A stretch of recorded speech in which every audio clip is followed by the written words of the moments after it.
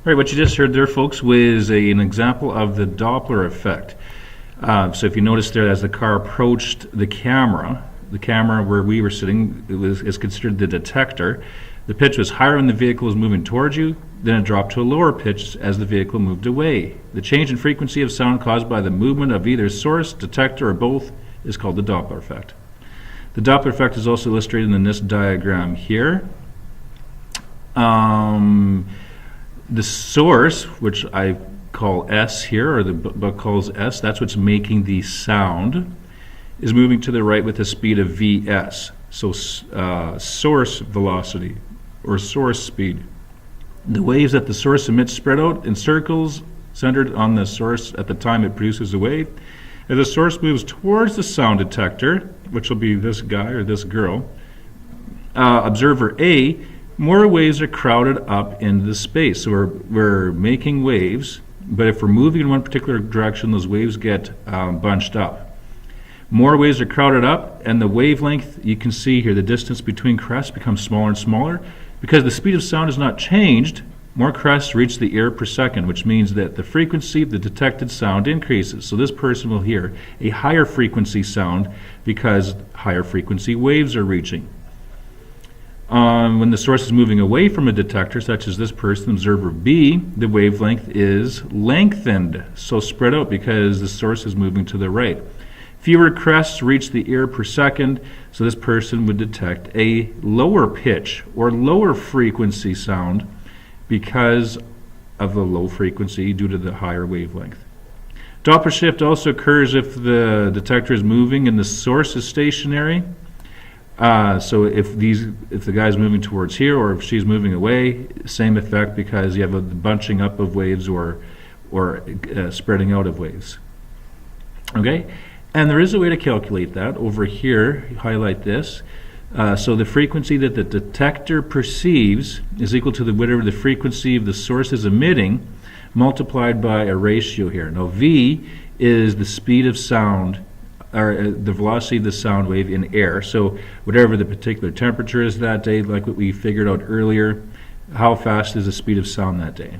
And then we have the velocity of the detector and the velocity of the source. So either one could be moving or both or none, and then it wouldn't change. So that's what we would in fact have there, folks.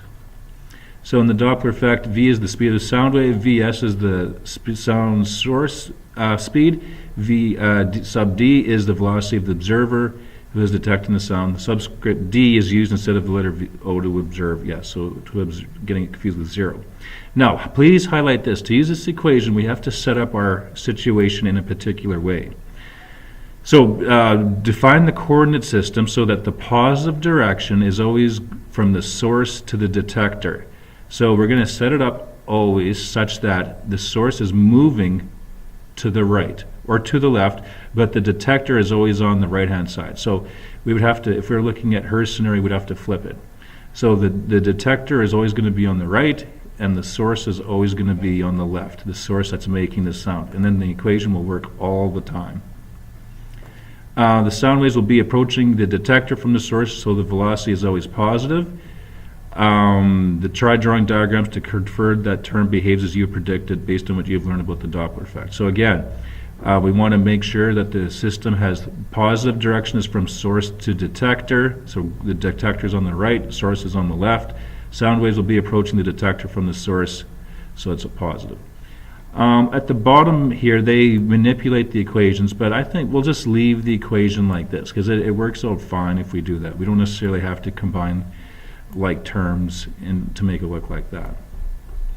A couple of other things. Notice that for the source moving towards the detector, which is a positive direction, which results in a smaller denominator compared to the stationary source, and for a detector moving toward the source, etc., etc. So we'll see, and hopefully, if we have them moving towards each other, we should get a higher frequency answer, of course, because the sound waves are getting bunched up.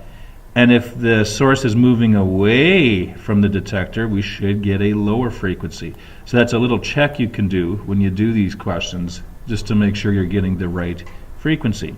So here's an example here. I added a little bit more to it here. A guitar player sounds C, makes a middle C 523 hertz while traveling in a convertible at 24.6 meters per second. The car is coming towards you. What is the frequency that you hear? Assume the air temperature is 20 degrees C.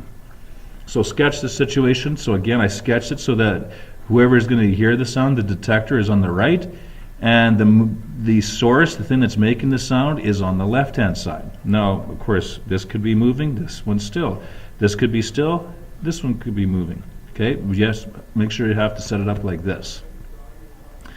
So we have, make sure that the positive direction is from the source to the detector. We did that. We're told that the frequency of the source is 523 hertz. So the frequency that the detector will hear, that's what we're asked to find out.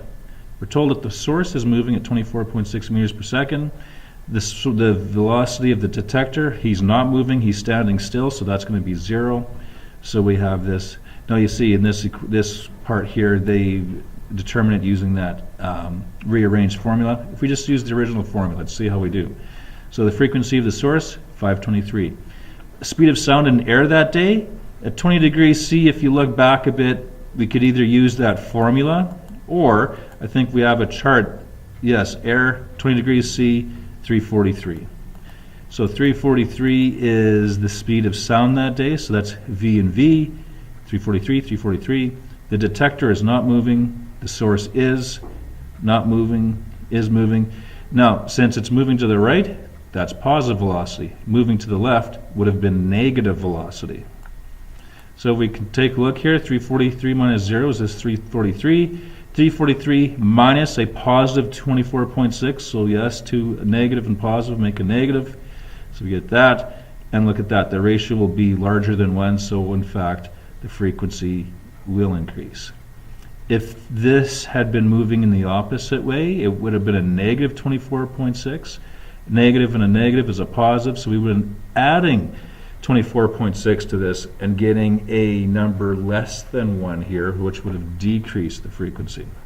Okay, so just be sure to draw that the source is going towards the detector from left to right, and in terms of moving to the right, that's a positive movement. In terms of moving to the left, that's a negative movement. All right. The questions I would like you to do are 1 to 4 in the bottom of this page. Just simply call it the Doppler effect. And right off the bat, I can see that here we're going to have to change this diagram backwards because the source is on the right and the detector is on the left. So redraw this with it backwards. Have the source making it sound this way and having the detector, which is the car, moving to the left. All right, so draw a picture for each one of these and you should be set.